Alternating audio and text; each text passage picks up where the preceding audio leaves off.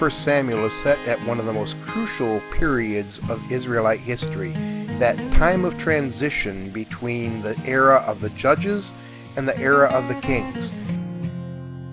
Indeed, it ends in the time of the rise of King David. So this book is an important narrative of a very important era in the history of Israel, and it tells a wonderful story in a very creative way. This book is underappreciated for the great lessons that it has for us. So, what is 1 Samuel? Well, first of all, it's not a standalone unit. 1 Samuel and 2 Samuel stand together. They form a single story. They've been divided into two books because of the length of the entire narrative. As in the case of many of the Old Testament books, a single scroll could not have been large enough to contain the entire story. So it was divided into the books of 1 and 2 Samuel. This book is part of the Deuteronomistic history. That means that it is a portion of that section of the Old Testament which is based upon the theological themes found in the book of Deuteronomy. Those themes include, and I refresh your memories now, the tit-for-tat theology. If you do well, you'll be blessed. If you do badly, you'll be cursed. The idea of a relatively positive understanding of the role of kingship in Israel. And there's also some other emphases, particularly an emphasis on the Davidic covenant. That comes in toward the end of this book. Traditionally, the book of 1 Samuel is attributed to, guess who? Samuel. Probably, however, in its final form, it is the work of the Deuteronomist, the guy who lives during the Babylonian exile.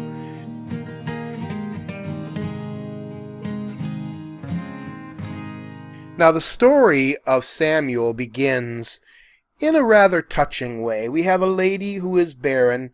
She is the second wife of a very prominent man, and he loves her just as dearly as he loves his other wife, but she has no children, and she wants to give her husband a child, and so she prays to the Lord in the tabernacle that he would give her a baby. Well, she prays that if God will answer her request, that she will devote the child to the Lord. The child will be a Nazirite from birth. And furthermore, she says that she will bring the child to the tabernacle when he is old enough to serve there in the house of the Lord. Well, sure enough, God grants Hannah's prayer, and she gives birth to a son, and she names him Samuel. Now, once Samuel is old enough, he's brought to the tabernacle. There he is introduced to the high priest, Eli. Now, Eli is an older man, but he has some sons who help him with the job of the priesthood. His sons, however, are scoundrels, and thereby hangs the tale that we'll return to in a few minutes. Now, little Samuel seemed to be enjoying his duties, keeping the lamps burning and bright around the tabernacle. But one night, when he had lay down to go to sleep, he heard a voice calling to him, "Samuel! Samuel!" He hopped out of his bed and ran to the old high priest. "Here I am, Eli! You called me!" "I didn't call you, kid. Go back to bed," said Eli the priest. So Samuel lay down again, and once again he heard the voice, "Samuel!" And up he pops again and runs to the old high priest. "Here I am, Eli! You called to me!" "I didn't call you, kid. Go back to bed," says Eli. But no sooner does little Samuel lie down than the voice comes yet a third time. "Samuel! Samuel!" So up pops little Samuel and he runs to Eli. "You really did call me this time, master!" "I didn't call you, kid. What?" And then suddenly an idea comes to Eli. "Tell you what, kid. If you hear this voice again, say, 'Speak, Lord, for your servant is listening.'" You see, prophecy was rare in those days, and so people weren't expecting this kind of thing. But little Samuel went back to bed, and sure enough, the voice came to him again. "Samuel!" And little Samuel answers, "Speak, Lord, your servant is listening." And God gave instructions to Samuel, his first prophecy that he had ever received. The next morning, Samuel came to Eli, the high priest, and the high priest says to little Samuel, "So, kid, did God speak to you last night?" And little Samuel says, "Why, yes, as a matter of fact, he did. He said, 'You're going to die, and so are your sons, because they're scoundrels.'" And so begins the prophetic career of the prophet Samuel. Now, it's not too long after this that a disaster befalls the Israelites. The Israelites are going to be going out to fight against the Philistines, and the first battle doesn't go so well for them, and so they decide to march out, and this time to take the Ark of the Covenant with them, because they are sure that if they've got the Ark of the Covenant with them, they can't possibly lose. Eli's priestly sons carry the Ark themselves into battle. Well, when the Philistines see the Ark coming, they say, "Oh no! It's the Ark of the Covenant! We can't possibly win, but let's die fighting at least!" Once again, they win a great victory over the Israelites. Eli's 2 sons are killed in battle, and the Ark of the Covenant is captured by the Philistines. When the news is brought back to the old high priest Eli, he, sitting upon his chair, faints, falls over backwards, and breaks his neck. Thus ends the life of Eli and his 2 scoundrel sons, and thus the reputation of the little prophet Samuel begins to spread among the people. Now, the Ark of the Covenant was not long with the Philistines. There's a rather funny story in the book of 1 Samuel about how the Ark was brought back to them. It seems that at every city where the Ark of the Covenant was stored among the Philistines, they were smitten with plagues of mice and apparently hemorrhoids. Not exactly pleasant stuff to be dealing with. Well, eventually one of their own prophets tells them that they need to return this Ark of the Covenant back to the Lord with a suitable offering to propitiate his anger. And so, doing exactly that, they put the Ark of the Covenant on board a ox cart, attached 2 oxen to it, put some golden mice and golden hemorrhoids inside the Ark of the Covenant, and set it on its way. And sure enough, the oxen carry it right back to the land of Israel. And so the Ark of the Covenant comes back home again, in spite of the fact that the Israelites never won it in battle. Now Samuel, he's going to go on to have quite a few adventures in the land of Israel as he grows to be an older man, and the Bible skips over a lot of things that happened when he was younger. He makes a reputation for himself by winning a victory over the Philistines at the city of Mizpah. First of all, Samuel challenges all the Israelites to abandon their idols, to begin to worship the Lord and the Lord exclusively. Then he calls down thunder from heaven to witness against them, and the people become frightened and think, okay, we better do what this guy says. And when the Philistines hear that the Israelites are assembling, they decide that this is their chance to win a great victory over them. So the Philistines attack the Israelites who are assembled in prayer. But God takes command. Samuel offers a sacrifice before the people. We hear again thunders and lightnings, and the Philistines become confounded. They begin fighting against each other. The Israelites go off after them, and it's an absolute rout of the Philistines. Once again, Samuel is demonstrated to be a true leader for Israel and a true man of God. Nonetheless, his reputation shall not last forever. A little bit later on in his life, and again we have to realize that this story skips a big chunk of Samuel's adventures here, we see Samuel as an old man, and here as an old man now we find out that his sons are not walking in his ways. Just as Eli's sons had turned out to be scoundrels, Samuel's sons don't turn out to be such good rosy smelling fellows either. And so the people of Israel become discontented with Samuel's leadership, and indeed with the leadership of judges in general. It seems now that change is in the air. They can't trust God to provide them with a new judge, and so the people are going to be looking for a different kind of leadership. And so the people of Israel come before their judge Samuel, and they demand a king. Not that king. Not that king either. No, not that king either. Rather, they're demanding a king like the other nations have around them. Now, there was probably nothing wrong in and of itself with the Israelites asking for a king. After all, the book of Deuteronomy had already predicted that they'd have a king someday. But apparently, the way that they ask at this time, the arrogance, the lack of trust in God, is what disturbs the Lord about their request. Well, Samuel comes before the Lord and says, "These people are asking for a king. What am I supposed to do with these folks?" And God says to Samuel, "Give them what they ask for. Give them their king.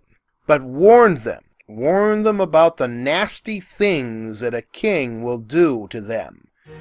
And so Samuel comes before the people and he lays it on thick.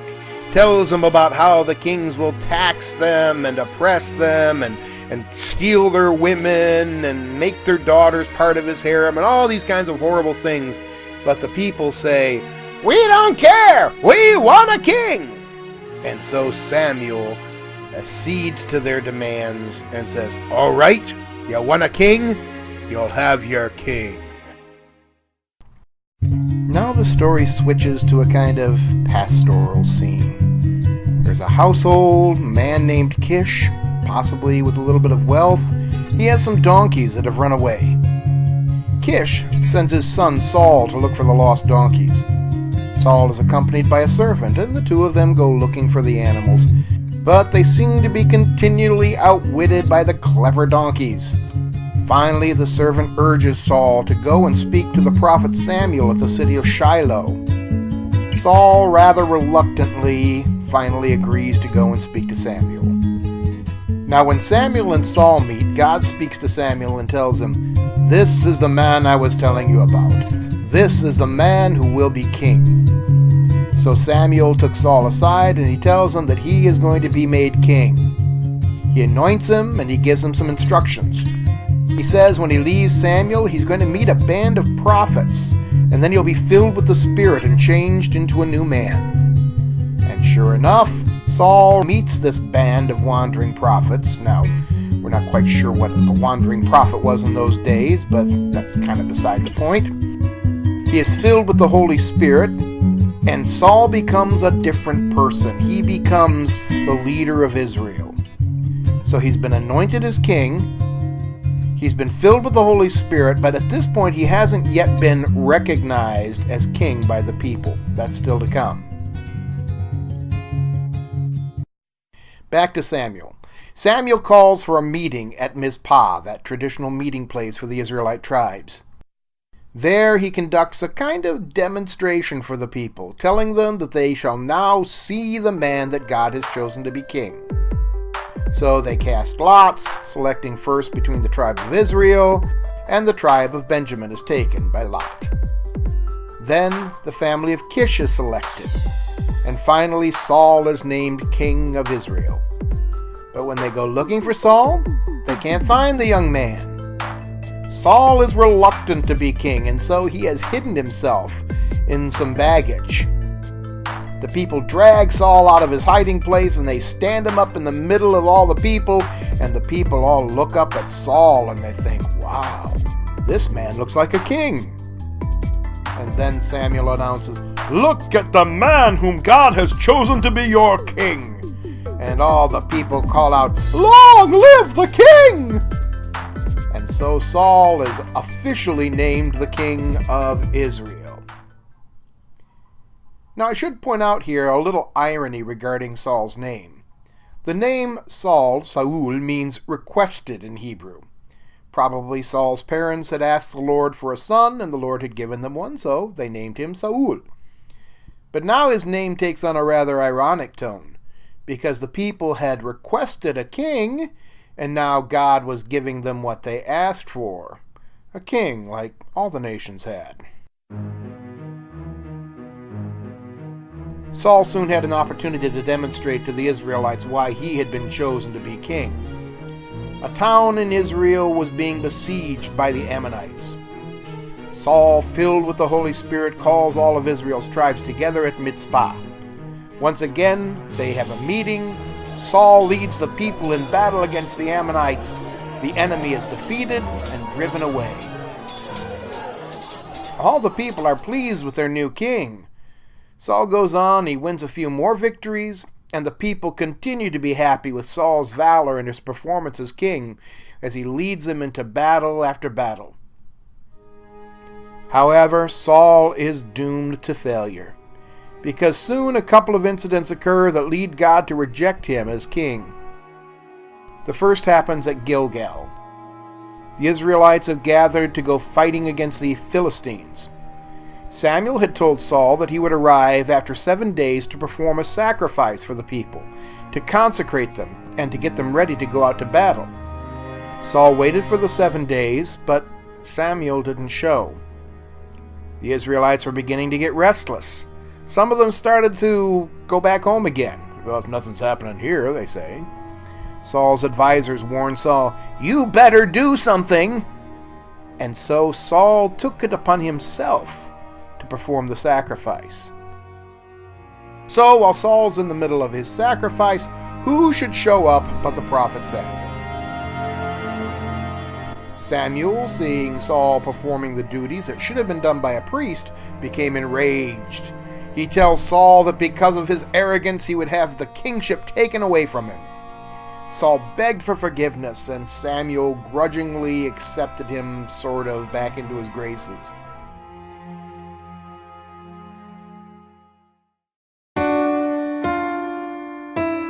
That's the first incident. The second incident happens a little later and involves a people known as the Amalekites. Back during the days of Moses and Joshua, God had told Israel that the Amalekites, a people who preyed on the weak and the women and the children, they were to be totally eradicated, destroyed utterly. Saul now had an opportunity to fight against the Amalekites. Once again, he's instructed to totally destroy the Amalekites, to take no prisoners, no spoils, everything is to be totally destroyed. But Saul doesn't listen. He brings back many of the animals from the Amalekites to offer as sacrifices to the Lord, and he brings back their king as a prisoner. When Samuel comes walking into the camp and confronts Saul, he's once again in a rage because of Saul's disobedience, and he tells Saul that the kingdom will be taken away from him and given to someone more worthy because of Saul's failure. Now, something we need to take note of at this point in the story is the recurrence of the sacrifice motif. You're going to notice that at every crucial point in Saul's story, some kind of sacrifice occurs. For instance, he's anointed king at a sacrifice in the city of Shiloh. His first act of disobedience is when he performs a sacrifice that he was told not to do. His second act of disobedience involves saving animals. As he explains to Samuel, he intended to use the animals of the Amalekites for sacrifice, and yet that was not what God had commanded. Yet a little later in Saul's life, we're going to find that his final act of disobedience, when he goes to consult with a witch, also implies a sacrifice, because, as everybody in those days would have known, when you consult with a witch, she performs a sacrifice in order to raise the spirits of the dead. We might even see Saul's suicide as a kind of self-sacrifice, an act where he takes his own life in a kind of final offering to God. This all might make us wonder a little bit. Is our author telling us something here, you think?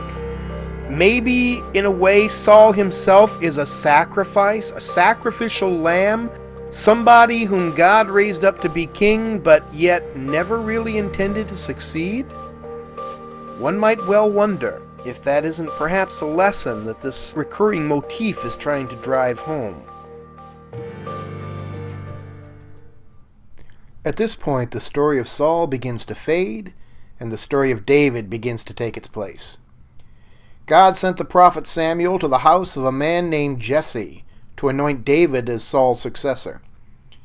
David was anointed secretly and was destined to become the new king of Israel. Now, at this point, King Saul was suffering from terrible headaches because God had removed his Holy Spirit from Saul and instead replaced it with a spirit that tormented Saul and gave him headaches. The only thing that could drive away this spirit was music. Now, the word had spread that a young shepherd boy named David was one of the best musicians around. So Saul sent for David, and David became his court musician. A little later, when the Israelites were going out to battle against the Philistines, a giant named Goliath challenged the Israelites to send out a man to take him on in one-to-one combat. Only David was willing to do so. David went out, he fought Goliath, and he defeated him. Saul then promoted David to a general in his army. David went forth and he led Israel in many victories, and the people began to adore David more than Saul, and Saul became jealous of David.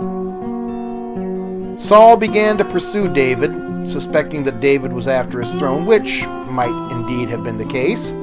He even tried to kill him on several occasions.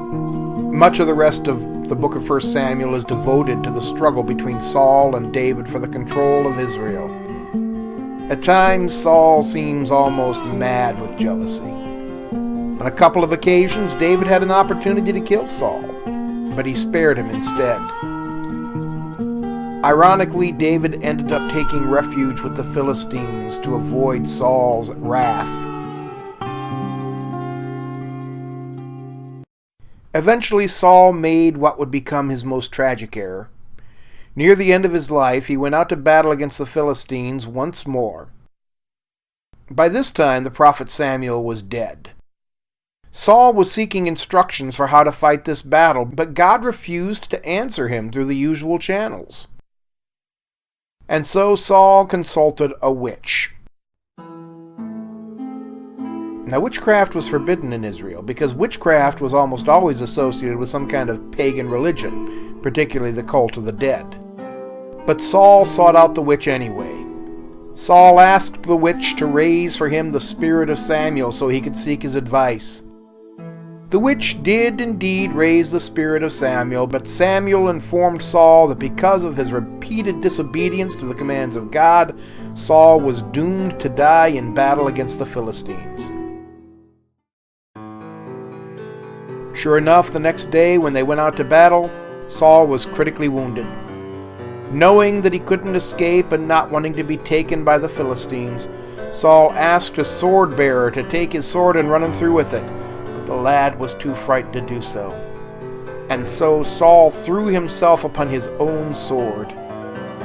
The tragic figure of King Saul, ever being pushed around by forces beyond his control, finally takes charge, and he dies the most tragic of deaths, the death of the suicide.